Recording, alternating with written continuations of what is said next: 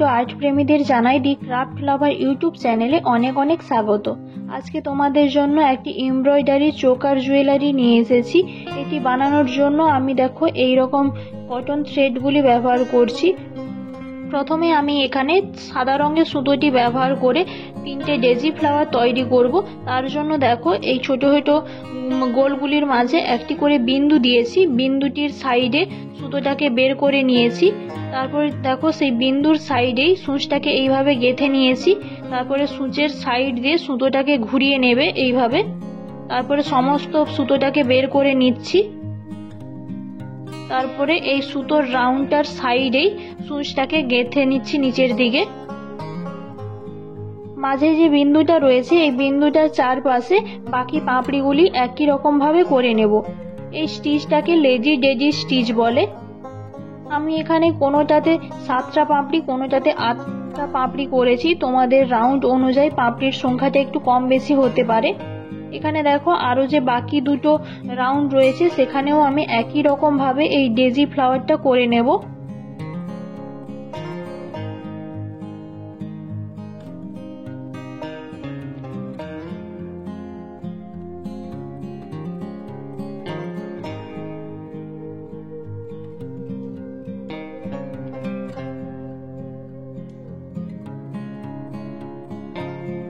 এই ভিডিওটা আমি দিনের বিভিন্ন টাইমে শুট করেছি, তার জন্য একটু কালারের ডিফারেন্ট হতে পারে, তোমরা একটু মানিয়ে নিও।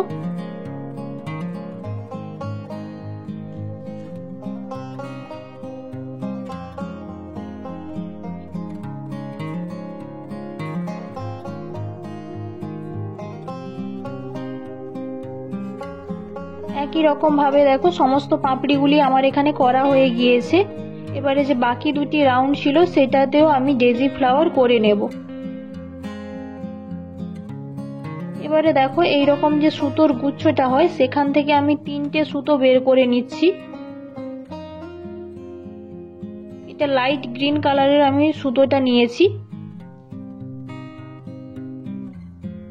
এইবারে ফুলের যে দুটো ফুলের মাঝে যে গ্যাপ আছে সেইখানে আমি সুতোটাকে বের করছি। তারপরে দেখো বাম হাতে সুতোটাকে এইভাবে টান টান রাখবে। তারপরে সূচ দিয়ে এইভাবে সুতোটাকে একবার বা দুবার রাউন্ড করে ঘুরিয়ে নেবে। তারপরে যতটা দূরে সূচটাকে গাঁথতে চাও গেঁথে দাও। এটাকে লং ফ্রেঞ্চ নাট সেলাই বলে। ফ্রেঞ্চ নাট বা লং ফ্রেঞ্চ নাট সেলাই করার সময় একটা জিনিস খেয়াল রাখবে, বাম হাতে যে সুতোটাকে ধরবে সেটা টাইট করে ধরে রাখবে যতক্ষণ না সূচটাকে আবার গেঁথে নিচ দিয়ে বের করছো। আমি এখানে এক হাতেই ফ্রেমটাকে ধরে রেখেছি, তার জন্য কোথাও কোথাও লুজ হয়ে যাচ্ছে। তোমরা কিন্তু এই ব্যাপারটা খেয়াল রাখবে যেন টাইট থাকে তোমার বাম হাতের সুতোটা।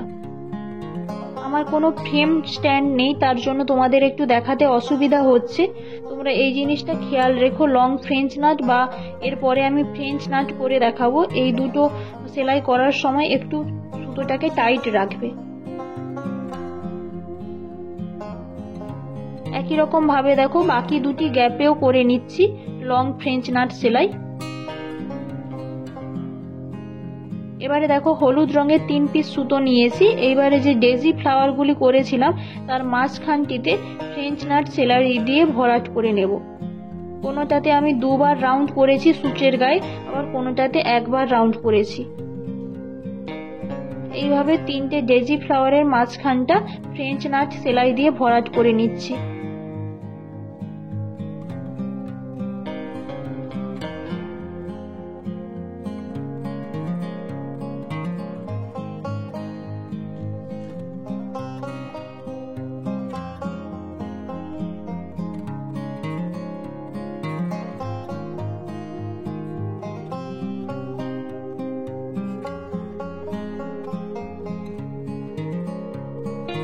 এবারে বাকি যে গ্যাপগুলিও ছিল তার যেখানে সেখানে আমি কয়েকটা ফ্রেঞ্চ নাট করে দিয়েছি।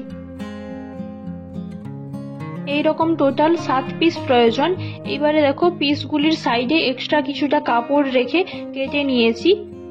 একই সাইজের কার্ডবোর্ডের পিস নিয়েছি। এবারে কার্ডবোর্ডের গায়ে ফেব্রিক গ্লু লাগিয়ে নিচ্ছি। গ্লুটাকে এইভাবে হাত দিয়ে বা তুলি দিয়ে একটু সমান করে নেবে। তারপরে এর ওপরে কাপড়ের পিসগুলি লাগিয়ে নিচ্ছি। এখানে কাপড়ের ওপরে যে এমব্রয়ডারি কাজটা করা হয়েছে তা কিন্তু 1.3 সেমি ব্যাসার্ধের মধ্যেই করা হয়েছে। আর এখানে যে কার্ডবোর্ডের পিসটা নিয়েছি তাও কিন্তু 1.3 সেমি ব্যাসার্ধের। এবারে দেখো এক্সট্রা কাপড়গুলোকে ছোট ছোট পিস করে নিয়েছি এবং ব্যাক সাইডে ফেব্রিক গ্লু লাগিয়ে কাপড়গুলি আটকে দিচ্ছি। আমি এখানে ফেভিক্রিলের ফেব্রিক গ্লুটা ব্যবহার করছি, তোমরা অন্য কোনো ফেব্রিক গ্লু ব্যবহার করতে পারো।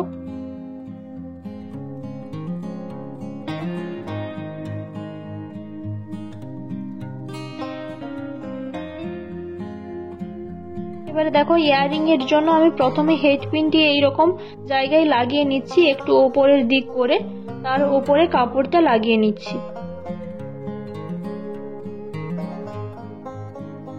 এবারে একটি মোটা সুতো নিয়েছি সাদা রঙের, এই 10 থেকে 12 সেমি খানিক লম্বা হবে। সুতোটাকে এইরকম ঘুরিয়ে নেব। তারপরে দেখো একটি বড় পুঁতি কাঠি গেঁথে নিচ্ছি এর মধ্যে। এইবারে দেখো এই যে সুতোর হোলটা হয়েছে এইটার মধ্য দিয়ে বাকি সুতোটাকে গলিয়ে নিচ্ছি।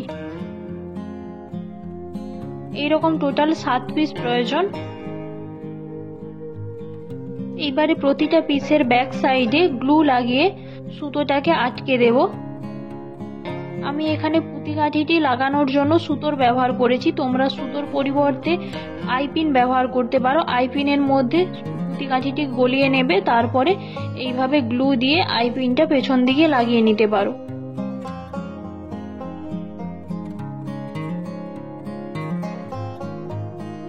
এবারে ব্যাক সাইডে পুরোটাতে গ্লু অ্যাপ্লাই করে কাপড় লাগিয়ে নিচ্ছি।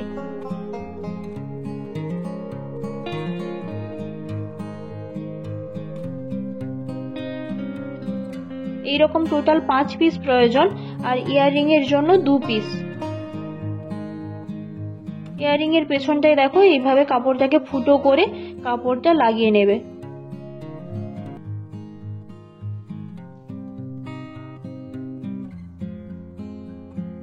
এবারে এগুলোকে সম্পূর্ণ শুকনো হতে দাও। তারপরে দেখো আমি এইরকম সুতো নিয়েছি, সরু সুতো নিয়েছি, সুতোটাকে ডবল করে নিয়েছি। এইবারে একটা পিস নেব, পিসটার পেছন দিকে এইভাবে সুচটাকে গেঁথে নেব।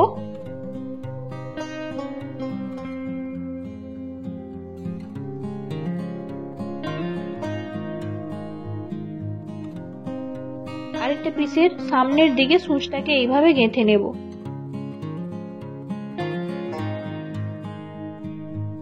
একই রকম ভাবে আরেকবার রিপিট করব, একটা পিসের পেছন দিক দিয়ে এবং আরেকটা পিসের সামনের দিক দিয়ে সুচটাকে গেঁথে নেব।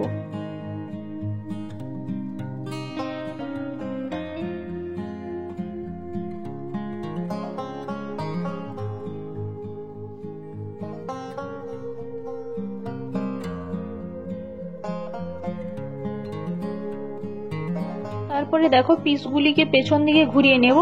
তারপরে এইভাবে সুতোটাকে প্যাঁচ দিয়ে সুতোটার মাঝখানে সুচটা গলিয়ে এইভাবে একটা গাঁট দিয়ে দেব।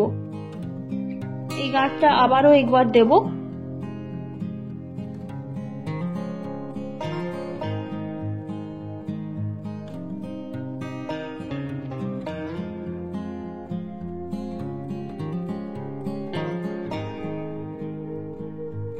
এবারে এক্সট্রা সুতোটাকে কেটে দিয়ে একটু গ্লু লাগিয়ে নিচ্ছি।